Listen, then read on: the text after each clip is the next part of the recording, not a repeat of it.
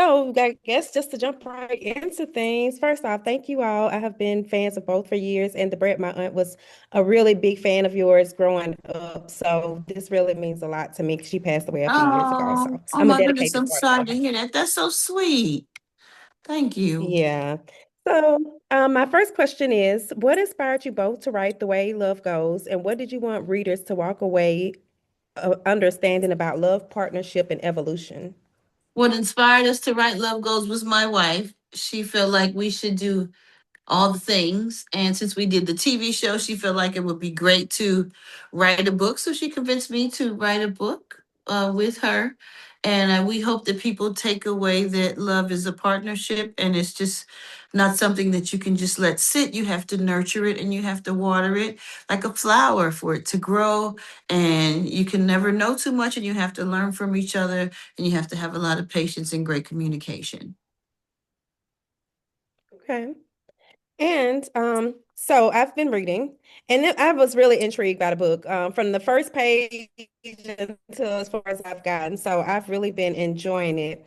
And one thing I wanted to ask about, Judy, when you talked about sharing your first photo with the Brat, I felt that deeply. When we're truly in love, we can't help but want to tell the world. And the Brat, when you shared you'd been in the closet for over 30 years, it was emotional because that is a huge life transition. Do you think things would have turned out differently between you two had Judy not shared the post? Mm. Uh, no, I think they would have turned out however they were supposed to. I think regardless to whatever happened with us, we would still be where we are right now because we were meant to be. And had she not shared the post, it would have come out later anyway because I would have done it myself because I did not want to hide our love whatsoever. Okay. And so, Judy, how did you help Brett transition from being extremely private to being willing to live out loud with you to the point of doing reality TV together? Actually, when we were dating, she kind of taught me how to be private, and she was the one that wanted the world to know. She was the one that made that grabbed my hand in public and wanted me to sit on her lap in public. I just was following her lead. You know, I was okay with, looking like I'm just part of the crew, But that wasn't fair to you because you used to living out loud. So then I had you trying to be like a turtle and live in the damn shell. Yeah, I was fine. I didn't care. That was her ass. Like, bitch, I don't care no more. That's how she felt. As far as reality TV, they offered us the spinoff once we did we Growing up hip hop yeah, Atlanta. yep, growing up hip hop Atlanta, and viewers was really interested in her life and her relationship. Now the thing that I convinced her to do was be 100% transparent. Oof, that was hard. When we were filming and we argued, she wanted to put the cameras out. I said no, let them stay. Let them stay. Like we're gonna argue, but we're gonna also get on the other side of it. So you gonna let them stay? Wow, because we're not even normally like this. Exactly. So let's work it out with the cameras here. Yeah, I didn't like that because we didn't used to even Yeah. fuss like that. And then when we did fuss on TV, I wasn't used to just letting people see that side of it and that personal side of it and me being vulnerable. Like I had a swaggertation to protect. You know what I'm saying? But being in a relationship, she taught me how to just like, you know what, if they see us fuss, then they need to see the resolve. And I'm like, oh my God. So I had to really, it was a lot for me because people saw me cry and I didn't want people to see me crying like I'm a rapper. You know what I'm saying? I ain't supposed to be crying on TV, but I learned that it's okay to be vulnerable because I'm human, and my wife taught me how to do that. Right. And also, I saw whereas you all kind of had a little spat about like Judy believing that once you are in another relationship, like you should be cutting off people from the past, which makes sense.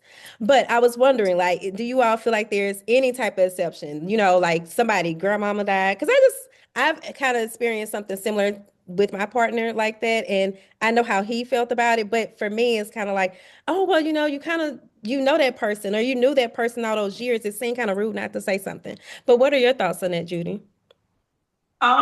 So it still is my feeling that you shouldn't communicate with exes, but it doesn't have to be 100% of them, because she still has communication with one or two, and it's not a all the time everyday thing. It doesn't bother you at all because it's nothing. Right. So it might be something where somebody had somebody pass away and she reached out, but she asked me first. Absolutely. She texted me first and said, "Hey, such and such happened. Do you mind if I reach out? Whatever, whatever." Oh no, it's fine.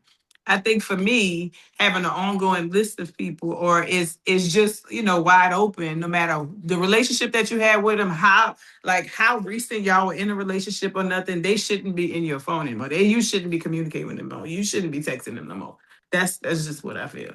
But I give her that same respect though. I don't communicate with my exes. Okay.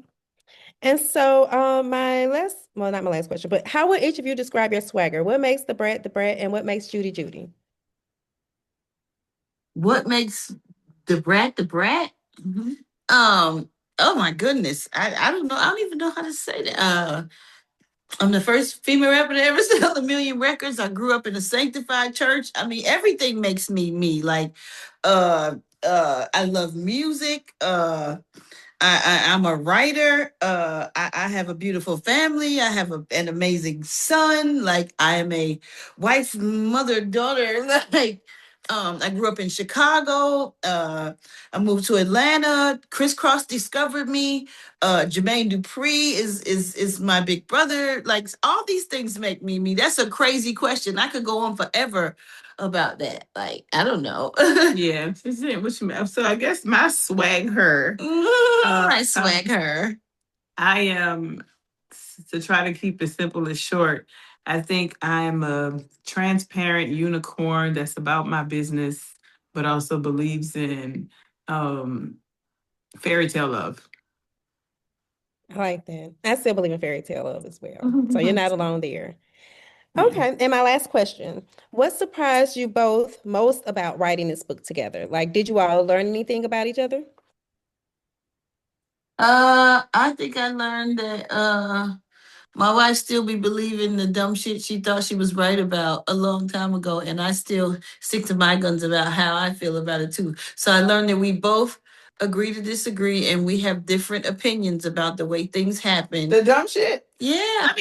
Let me ask you this. If you flew to a city to visit somebody and they didn't answer their phone twice, and then you moved on, this person feels like I should have said, "Hey, I'm moving on." But what if, okay, just say out of those 2 times she's talking about, say it was 6 times and you saw them 4 of the 6 times, but 2 times you didn't. Because she keeps saying that, but she don't talk about all the times that we did see each other and link up and meet up and or whatever. You don't talk about that. And I think if you're gonna move on, the least you can do is have the decent courtesy to tell the person, you know what, I can't do this shit no more. Do what you're gonna do. I'm gonna do what I'm gonna do. Instead of the person having to look on Instagram and see you hugged up with some nigga. Okay, so I'm not gonna take a side because I read about this, so I already know y'all not putting me in this. But I understand where both of you all were coming from in that situation. So I was like, okay, yeah, I get that. But those are actually all the questions that I have for y'all. So I really appreciate you all taking the time out with me, and I will keep Carly and her team updated on the interview. Oh, thank you so much. Have a good one. You too. Bye All right, bye. bye.